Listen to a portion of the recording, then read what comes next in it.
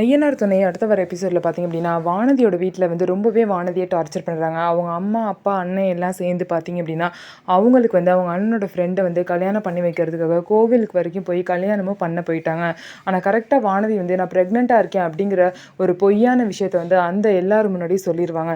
சொன்னதுக்கப்புறம் இந்த பொண்ணு உண்மையிலேயே ப்ரெக்னெண்ட்டாக தான் இருக்குது போல் அப்படின்னு சொல்லிட்டு அந்த கல்யாணமும் நின்று போயிடும். அவங்க அந்த கல்யாணத்துலேருந்து எப்படியோ தப்பிச்சிருவாங்க. ஆனால் எவ்வளோ நாள் இப்படி தப்பிச்சிட்டு இருக்க முடியும் அப்படின்னு சொல்லிட்டு சீக்கிரமாக என்னை கல்யாணம் பண்ணி கூட்டிகிட்டு போயிருன்னு சொல்லிட்டு வானதி வந்து பார்த்தீங்கன்னா பாண்டியன் கிட்ட பேசுகிறாங்க. பாண்டியன் வந்து ஸ்ட்ரிக்டாக சொல்லிட்டாங்க, எங்கள் அண்ணனுக்கு கல்யாணம் ஆகாமல் எனக்கு பண்ணிக்கவே மாட்டேன் அப்படின்னு சொல்லிட்டாங்க. இதனால வானதி நேராக போய் சேரன் கிட்ட பேசுகிறாங்க.